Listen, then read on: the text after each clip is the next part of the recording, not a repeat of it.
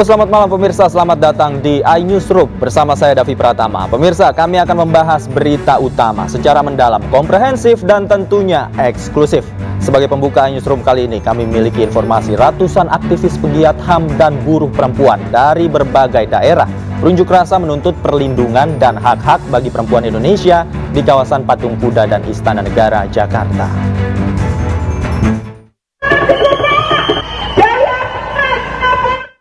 Peringati Hari Perempuan Sedunia, sejumlah aktivis perempuan dan pegiat HAM melakukan unjuk rasa di kawasan Patung Kuda, Jakarta.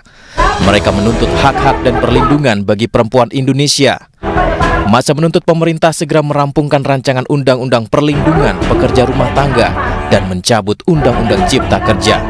Apalagi massa merasakan keresahan terkait situasi demokrasi saat ini yang penuh dengan dugaan kecurangan serta nepotisme. Ya, jadi kami ini sebagai perempuan sangat resah dengan situasi kemerosotan demokrasi yang ada sekarang. Nah, kemerosotan demokrasi ini bisa dilihat dari bagaimana dalam 10 tahun pemerintahan Jokowi itu memang Jokowi kemudian membuktikan dia adalah aktor utama ya yang kemudian melanggengkan kekuasaan oligarki dengan berbagai kebijakan yang tidak berpihak pada perempuan dan juga rakyat. Kemudian juga diiringi dengan intimidasi, persekusi. Dalam kesempatan ini, massa aksi juga turut menyuarakan pelanggaran HAM berat di masa lalu yang hingga saat ini masih belum diselesaikan oleh pemerintah. Sementara itu, aktivis buruh dan pekerja perempuan juga turut andil dalam aksi demo di kawasan Istana Negara dalam rangka Hari Peringatan Perempuan Sedunia. Mereka menuntut pemerintah mencabut Undang-Undang Cipta Kerja karena hingga saat ini dianggap tidak memberikan perlindungan terhadap buruh, terutama buruh perempuan. Melakukan tuntutan kepada pemerintah, yaitu tuntutan kita bagaimana mencabut Undang-Undang Cipta Kerja dan PP turunannya, serta bagaimana beri perlindungan kepada hak reproduksi perempuan. Akar permasalahannya adalah dari Undang-Undang Cipta Kerja yang menciptakan satu kondisi di mana perempuan tidak mendapatkan hak sebagai perempuan untuk hidup. Para relawan perempuan dari berbagai kalangan ini berharap pemerintah kembali pada marwah demokrasi yang mengutamakan pada kesejahteraan rakyat, terkhusus untuk melindungi perempuan dalam berbagai kegiatan. Dari Jakarta, tim liputan iNews melaporkan. Massa dari berbagai kelompok menggelar unjuk rasa tolak pemilu curang di depan gedung DPR RI. Massa juga mendesak DPR agar segera melaksanakan hak angket untuk mengungkap dugaan kecurangan pemilu. Masyarakat sipil yang tergabung dalam Koalisi Nasional Penyelamat Demokrasi menggelar unjuk rasa di depan gedung DPR RI Senayan, Jakarta sejak Jumat siang. Sejumlah tuntutan yang disuarakan diantaranya tolak pemilu curang, pemakzulan Presiden Joko Widodo, hapuskan politik dinasti, dan audit forensik sistem IT Komisi Pemilihan Umum. Lebih dari 2.000 personil kepolisian diterjunkan untuk mengamankan jalannya aksi. Polisi juga memberlakukan rekayasa lalu lintas untuk mengurai kemacetan akibat aksi.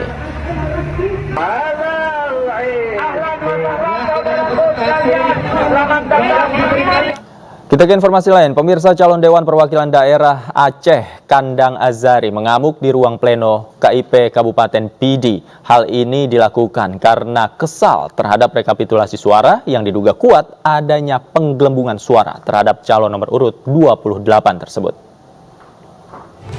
Hari ini terjadi perbandingan.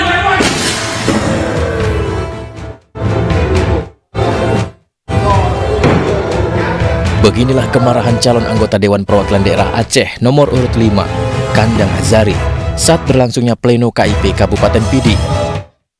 Kemarahannya berawal dari protes perolehan suara yang disampaikan dari tingkat kecamatan hingga kabupaten tidak ditanggapi oleh Panwasli, sehingga ia nekat membalikkan meja di lokasi tersebut. Protes enggak ditanggapi dan enggak didengar dan tidak dilakukan perbaikan, makanya kita emosi kita memuncak karena memang ini adalah sebuah penggelembungan suara yang luar biasa. Maka ketika tidak ada keadilan, kita merasa dizalimi dan suara rakyat dikhianati, maka kita protes. Pasca kejadian di PD, Azari dan beberapa calon anggota DPD RI asal Aceh mendatangi ruang pleno KIP Aceh di Komplek Asrama Haji Banda Aceh. Mereka berdialog dengan Panwasli Provinsi. Berikutnya mereka akan melapor sejumlah kecurangan yang terjadi di lapangan. Dari Banda Aceh, Syukri Syarifuddin, iNews melaporkan. Menteri Agama mengedarkan aturan penggunaan pengeras suara jelang pelaksanaan Ramadan 1445 Hijriah. Dalam surat edaran tersebut, salah satunya mengatur volume pengeras suara sesuai dengan kebutuhan.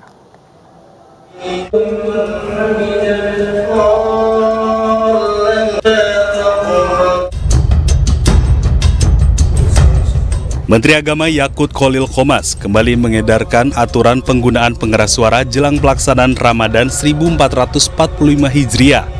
Surat tersebut telah diedarkan pada 18 Februari 2022. Dalam surat edaran tersebut, salah satunya mengatur volume pengeras suara sesuai dengan kebutuhan dengan ukuran paling besar 100 desibel. Khusus terkait syiar Ramadan, dalam surat edaran mengatur agar penggunaan pengeras suara saat Ramadan, baik saat pelaksanaan sholat tarawih, ceramah, kajian Ramadan, dan tadarus Al-Quran, menggunakan pengeras suara dalam. Sementara untuk takbir Idul Fitri di masjid atau musola dapat dilakukan dengan menggunakan pengeras suara luar sampai pukul 22 waktu setempat. Kemudian dapat dilanjutkan menggunakan pengeras suara di dalam. Aturan pengeras suara di dalam masjid sempat diatur juga oleh Kemenak beberapa waktu lalu. Hal tersebut sempat menuai polemik. Beberapa pihak menganggap aturan tersebut sangat tepat. Namun sebagian menilai aturan tersebut tak bisa dipraktikkan di seluruh daerah karena tiap daerah memiliki latar belakang kebudayaan yang berbeda. Namun meski sempat menimbulkan pro kontra, Kementerian Agama tetap melakukan sosialisasi agar penerapan peraturan dapat berjalan. Tim Liputan iNews melaporkan. Pemirsa, Sekjen PD Perjuangan Hasto Kristianto menyebut ada algoritma yang sengaja digunakan untuk menghalangi perolehan suara Ganjar Mahfud di Pilpres 2024. Akibatnya suara Ganjar Mahfud terkunci dan tidak bisa menembus batas maksimal 17%. Ya, Pilpres belum selesai karena rekapitulasi manual sedang dijalankan. Dan kami banyak bertemu dengan para pakar IT yang menemukan persoalan yang sangat fundamental. Misalnya dimasukkannya suatu JSON script, suatu algoritma untuk ngelok agar perolehan Pak Ganjar Mahfud itu hanya maksimum 17%. Kemudian juga suatu program untuk mengunci autentifikasi terhadap multifaktor yang seharusnya tidak sembarangan orang bisa mengupload C1. Juga data-data bahwa quick count pun itu diintercept. Nah, sehingga dari kejadian-kejadian seperti itu kami dalami dan ini memerlukan suatu audit forensik serta audit meta C1. Ini yang kami lakukan sebagai bagian dari temuan-temuan yang sangat penting. Bahkan menurut para pakar IT tersebut, pemilu seharusnya berlangsung 2 putaran. Nah, ini kami sedang dalami. Nah, sehingga kami melihat muncul pergerakan masyarakat yang sangat luas termasuk para pakar yang kemudian mengkaitkan antar berbagai fakta dengan fakta yang kemudian tadi seperti yang kami simpulkan bahwa pemilu 2024 telah terjadi kecurangan secara terstruktur, sistematis dan masif sebagai perpaduan pemilu 71 dan pemilu tahun 2009. Karena itulah kami juga terus mengadakan komunikasi termasuk dengan beberapa partai politik di dalam mensikapi hal ini. PJ Gubernur DKI Jakarta Heru Budi Hartono buka suara soal status Jakarta setelah Undang-Undang Nomor 29 Tahun 2007 tentang DKI Jakarta sebagai ibu kota negara berakhir pada 15 Februari yang lalu. Menurut Heru, saat ini rancangan Undang-Undang Daerah Khusus Jakarta atau DKJ masih sedang berproses sehingga masih ada waktu transisi.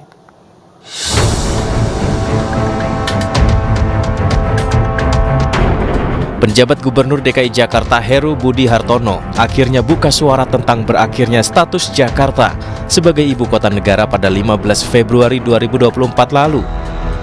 Menurut Heru, masih ada waktu transisi sebelum status Jakarta sebagai daerah khusus ibu kota berganti menjadi daerah khusus Jakarta atau DKJ. Heru mengklaim saat ini rancangan Undang-Undang Daerah Khusus Jakarta masih dalam proses dan belum disahkan.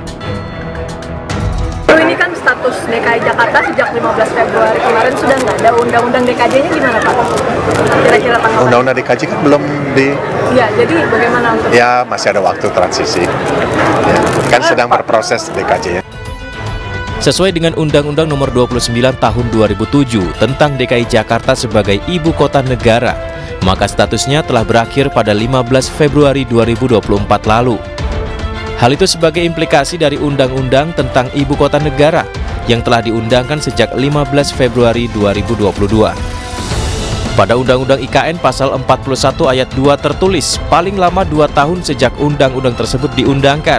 Maka Undang-Undang Nomor 29 Tahun 2009 tentang Pemerintahan Provinsi DKI Jakarta sebagai Ibu Kota Negara diubah sesuai dengan ketentuan dalam undang-undang ini. Status Jakarta sebagai ibu kota pun baru bisa tergantikan oleh Nusantara di Kalimantan jika keputusan Presiden telah terbit. Dari Jakarta, Rani Sanjaya, iNews melaporkan. Dan untuk membahas lebih dalam terkait kekosongan status Ibu Kota Jakarta saat ini dan bagaimana dampaknya, kita sudah tergabung bersama dengan Agus Pambagio, pakar kebijakan publik. Selamat malam, Mas Agus. Selamat malam. Mas Agus, terkait dengan berakhirnya status Ibu Kota Jakarta sebagai Ibu Kota Negara, sebenarnya implikasinya apa? Mungkin masyarakat juga bertanya-tanya, ini sebenarnya dampaknya seperti apa? Sebetulnya implikasinya tidak ada masalah ya, kan cuma statusnya saja dari daerah istimewa, daerah khusus menjadi daerah apa istimewa atau apalah namanya, ya karena menjadi kota bisnis. Tidak ada masalah karena KTP juga tidak berubah dan sebagainya, paling diganti karena daerah khusus, karena khususnya itu hilang. Yang menjadi persoalan kan cuma gengsi, tadinya ibu kota menjadi tidak ibu kota. Buat saya yang lebih penting adalah bagaimana pemilihan dari kepala daerahnya itu. Masa dipilih presiden, ya kan, di mana-mana, meskipun namanya istimewa kayak Aceh juga tidak, kemudian juga daerah istimewa Jogja juga tidak, itu kan karena turun-temurun. Nah ini apa dasarnya? Di undang-undangnya itu menurut saya kurang jelas. Jadi kalau berdasarkan presiden, jadi ya masa di bawah presiden yang lainnya tidak. Itu apa yang membedakan secara khusus itu yang perlu dijelaskan pada publik. Itu saja. Oke, nah ini juga muncul kemudian wacana pemilihan gubernur secara langsung oleh presiden. Sebenarnya kalau menurut Anda, ini latar belakang wacana ini muncul tuh apa yang menjadi penyebabnya? Ya pertama kan presiden mau pindah IKN, itu oke-oke saja. Tapi kan selalu saya katakan, saya ingatkan, jangan terburu-buru. Di negara-negara lain pun pindah ibu kota itu tidak buru-buru. Tapi ini maunya presiden ya sudah silahkan saja. Kan presiden sudah layaknya seperti raja ya. Jadi susah untuk dilarang atau dikasih tahu. Begitu juga pemilihan gubernur. Buat apa? Apa bedanya Jakarta dengan kota-kota lain atau daerah provinsi lain? Kan tidak ada. Cuma sebutannya kota bisnis, sama saja. Jadi itu yang perlu dijelaskan pada publik, kenapa harus presiden langsung. Sudah bukan ibu kota. Kalau ibu kota mau langsung oke lah, kita bisa pertimbangkan. Tapi ini sudah sudah kota biasa, apapun namanya bukan ibu kota. Kenapa harus presiden? Itu. Oke. Nah, kalau demikian, ini kan ada waktu transisi dari berakhirnya status Jakarta sebagai ibu kota sampai undang-undang yang baru DKJ ini disahkan dan berlaku. Menurut Anda di masa waktu yang ada transisi ini cukup waktunya untuk membenahi, tadi Anda bilang bahwa gubernur tidak harus dipilih oleh presiden. Kan sudah diketok di undang-undangnya ya. Itu sekarang ya saya berharap ada melakukan judicial review ke MK. Apa landasannya secara undang-undang dasar bahwa gubernur DKI itu harus dipilih presiden. Nanti lama-lama semua gubernur pilih presiden seperti zaman Orde Baru kan. Meskipun itu lewat MPR dan sebagainya, tetap harus presiden ACC. Nah, itu yang apa kita mau kembali lagi. Jadi itu yang tolong dijelaskan pada publik, mengapa presiden mau seperti itu.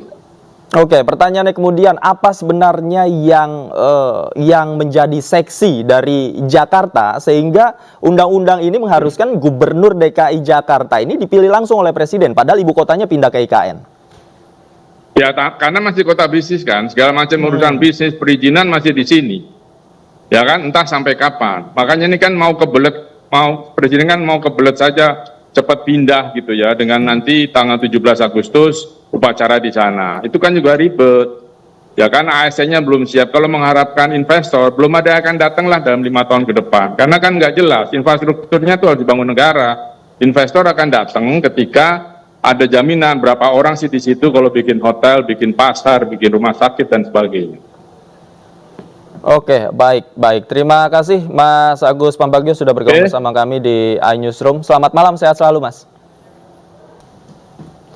Kembali di iNewsroom, pemirsa, Capres sekaligus mantan Gubernur DKI Jakarta Anies Baswedan mengatakan bahwa wacana daerah khusus Jakarta adalah pengalihan isu Pilpres 2024. Ia meminta masyarakat tidak terpengaruh terhadap pengalihan isu tersebut.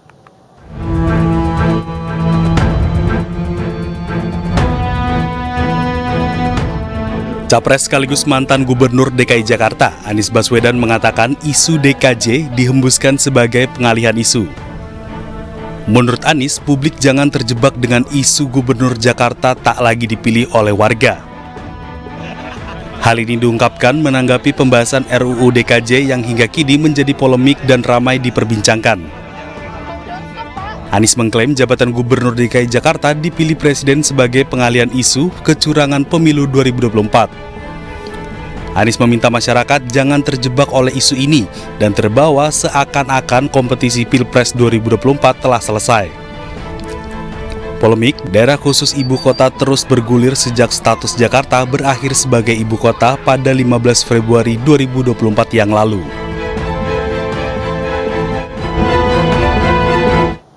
Lalu benarkah polemik perubahan status Jakarta sebagai pengalihan isu Pilpres 2024? Untuk membahas lebih lanjut, kita sudah bergabung dengan Hidayat Nur Wahid, politisi PKS, dan Habibur Rahman, politisi Partai Gerindra. Selamat malam Pak Hidayat. Habib. Selamat malam Mas Davi dan Habib. Oke, saya ke Pak Hidayat terlebih dahulu. Pak Hidayat, betulkah apa yang dikatakan oleh Anies Baswedan bahwa ini adalah pengalihan isu Pilpres 2024 yang belum usai? Ya, kalau saya memahami pernyataan Pak Anies adalah sebuah pengingatan pada seluruh warga Jakarta maupun di luar Jakarta bahwa pemilihan umum Pilpres belum selesai dan semuanya penting untuk terus mengawasi dan mengkritisi. Karena saya yakin Pak Anies juga tahu bahwa polemik tentang masalah Jakarta sebagai daerah khusus bukan lagi ibu kota negara, sesungguhnya sudah lama, sudah terjadi sejak sebelum Pilpres. Ini kan bermula ketika di DPR melalui Balik dan kemudian di rapat paripurna DPR pada tanggal 5 Desember tahun 2023, kemudian rapat paripurna itu mengesahkan rancangan undang-undang. Sekali lagi baru rancangan undang-undang, belum undang-undang, sebagaimana yang tadi seolah dipahami oleh Mas Agus Pambagio, sehingga sudah jadi undang-undang dan harus dilakukan judicial review. Itu baru rancangan undang-undang yang saya saat itu pun sudah ditolak oleh PKS. PKS adalah satu-satunya partai atau fraksi yang menolak pasal 10 ayat 2 tentang Gubernur DKI tidak lagi dipilih oleh rakyat tetapi diangkat atau ditunjuk oleh Presiden, sekalipun dengan mendengarkan masukan daripada DPRD. Jadi saat itu polemik itu sudah berlangsung gitu ya. Dan memang alhamdulillahnya setelah rapat paripurna tanggal 5 Desember tahun 2023 itu kawan-kawan kami dari beragam partai kemudian menyampaikan penolakannya sebagaimana sebelumnya disampaikan oleh PKS. Dan bahkan kemarin setelah sidang paripurna terakhir atau bukan masa sidang di DPR, Wakil Ketua DPR Pak Subidasko dari Gerindra, fraksinya Mas Habibur Rahman ini, beliau menyampaikan bahwa seluruh partai sudah satu kata, bahkan dengan pemerintah juga satu kata, bahwa Gubernur DKI tidak sebagaimana yang disebutkan dalam rancangan undang-undang itu akan ditunjuk dan atau diganti presiden, tetapi akan dipilih oleh rakyat melalui pilkada. Jadi sesungguhnya permasalahannya sudah selesai karena DPR semuanya sudah menyatakan satu sikap, sebagaimana disampaikan oleh Pak Subidasko, menyatakan satu sikap menolak pasal 10 ayat 2, di mana gubernur tidak dipilih oleh rakyat tetapi diangkat atau ditunjuk oleh presiden, tapi akan kemudian kembali kepada ketentuan umum yang ada dalam konstitusi pasal 18 ayat 1 dan ayat 4, di mana gubernur dipilih secara demokratis oleh rakyat, tentu undang-undang tentang pilkada. Dan inilah yang sesungguhnya saya juga berkali-kali menyampaikan, Jakarta ini sangat penting untuk mendapatkan keadilan. Karena sesuai dengan konstitusi, setiap daerah itu di mana ada gubernur, bupati, dan wali kota, mereka mempunyai pemerintahan daerah yang dipilih oleh rakyat secara demokratis dan mempunyai anggota DPR dan anggota DPRD yang juga dipilih oleh rakyat melalui pemilihan umum. Tetapi Jakarta DPRD-nya hanya dipilih di tingkat provinsi, di tingkat kabupaten dan kota tidak dipilih. Pada itu tidak sesuai dengan konstitusi, dan apalagi sekarang Jakarta memang tidak lagi menjadi ibu kota negara, dia seperti daerah umum. Dan daerah umum yang lain yang punya kekhususan, dia bukan hanya Jakarta, tapi ada Jogja, ada Papua, dan ada juga ada juga Aceh gitu ya. Dan semuanya memilih bupati, wali kota selain DPRD, bupati dan kota. Dan bahkan di Jakarta, warga Jakarta selalu protes, di Jakarta ini RT RW aja dipilih oleh rakyat, masuk gubernurnya nggak dipilih oleh rakyat. Oke, saya ke Bang Habib. Bang Habib, kalau Anda menafsirkan apa yang dikatakan Pak Anies Baswedan seperti apa? Jangan sampai ini DKJ ini menjadi pengalihan isu tentang Pilpres. Ya, sama seperti disampaikan Ustadz ya Hidayat, bahwa soal daerah khusus Jakarta ini kan sudah menjadi polemik sejak pertama disampaikan rancangan undang-undangnya di rapat paripurna di awal bulan Desember, sehingga tidak tepat kalau dikatakan ya bahwa ini pengalihan. Yang mengalihkan siapa, yang teralihkan siapa? Faktanya dua hal tersebut atau hal-hal lain terkait kebangsaan kan memang harus kita bahas. Membahas Jakarta itu penting sekali karena kan momentumnya juga sudah dekat, pemilihan gubernurnya sudah dekat sebagaimana diatur di undang-undang. Jadi nggak bisa satu hal kita kita bahas terus, hal lain kita abaikan. Semua hal-hal penting terkait rakyat harus kita perhatikan. Nah, soal isu gubernur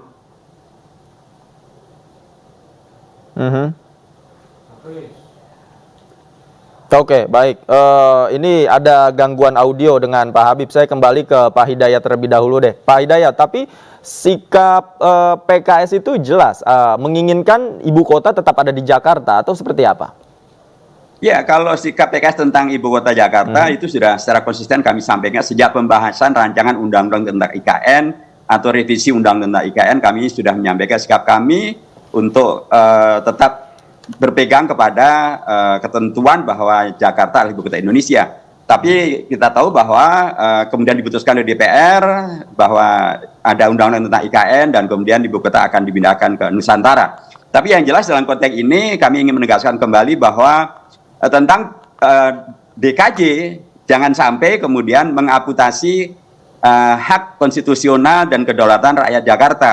Jangan sampai kemudian Jakarta nggak lagi jadi ibu kota, kemudian hak kedaulatan rakyat Jakarta diamputasi. Ketika dulu mereka memilih gubernur, kemudian belakangan hak itu diambil dari rakyat dan kemudian diambil oleh presiden.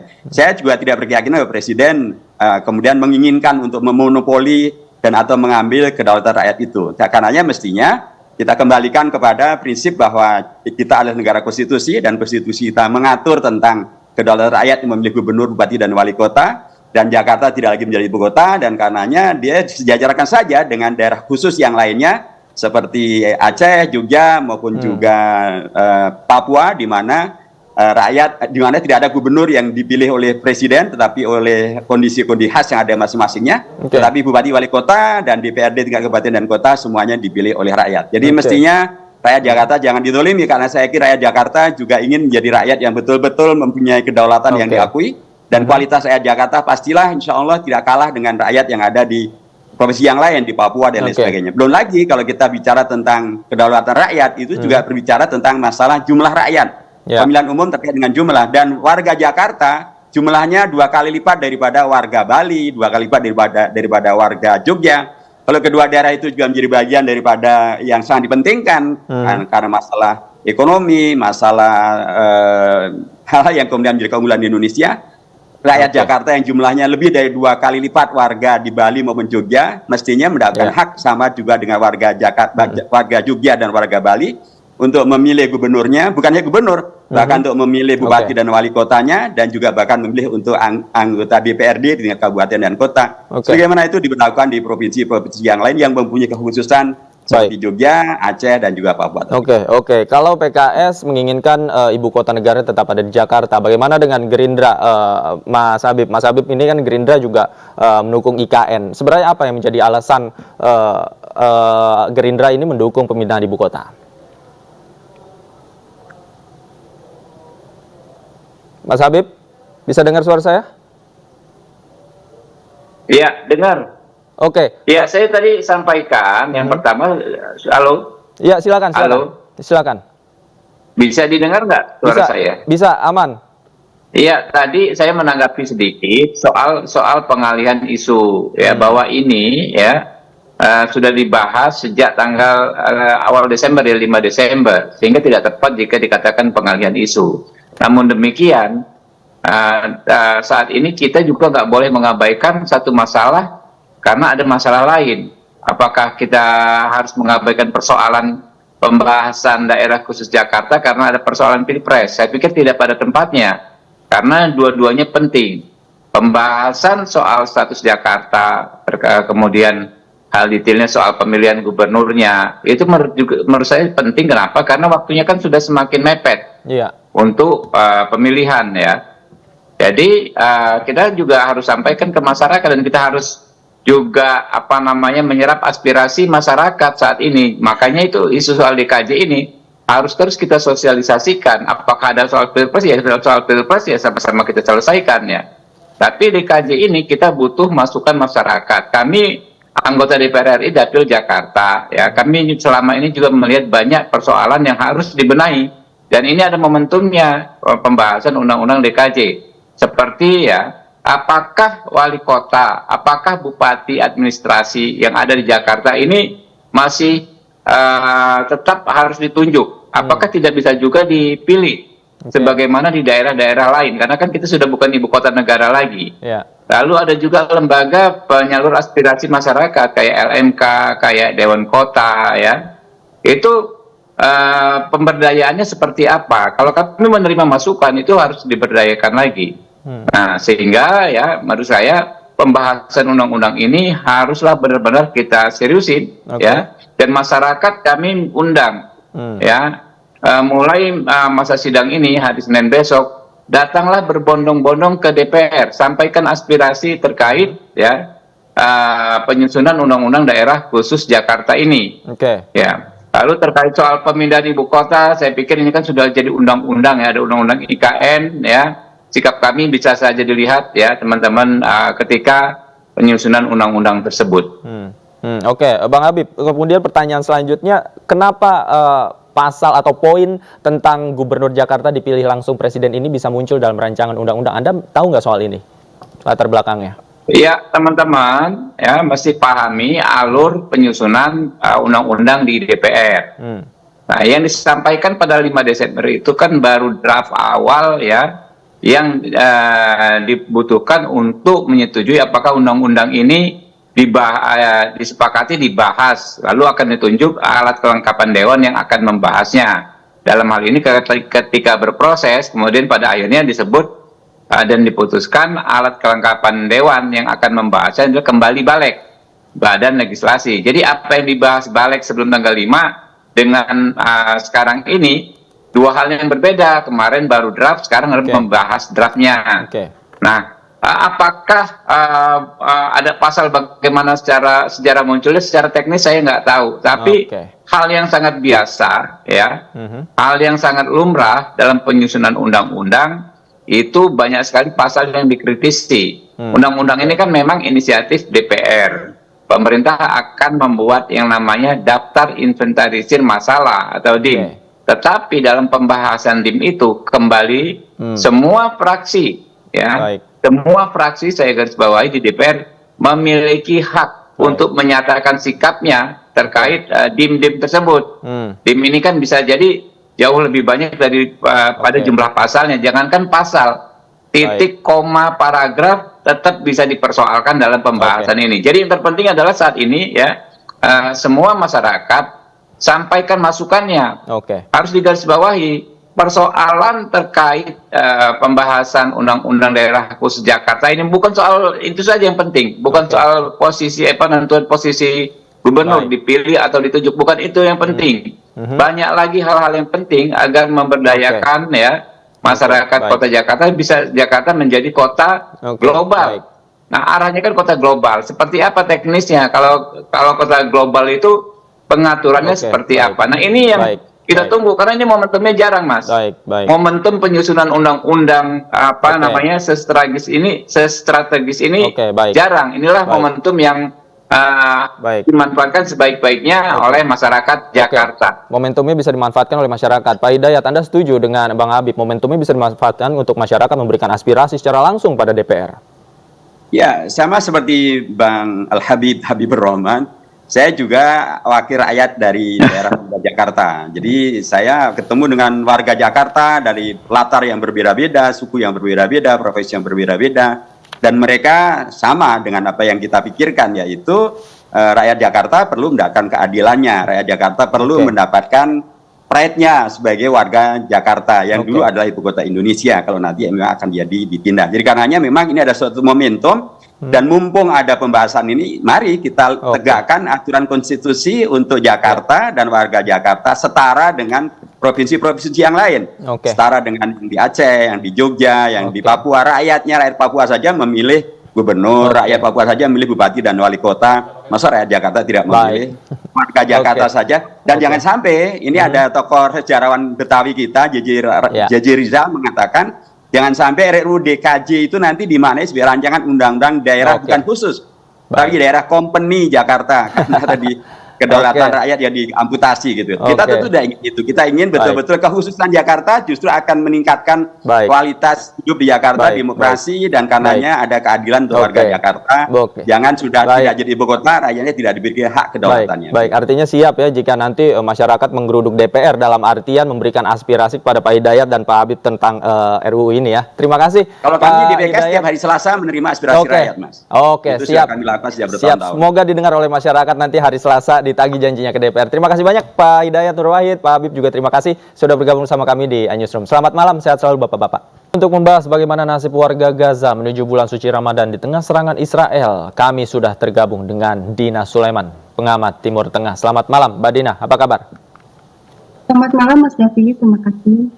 Mbak Dina, terkait dengan sebenarnya Israel sudah mengizinkan ya umat Islam untuk beribadah selama bulan suci Ramadan di Masjid Al-Aqsa. Tapi bagaimana ini menjaga konsistensi selama bulan suci Ramadan? Jangan-jangan nanti ada serangan. Pandangan Anda seperti apa?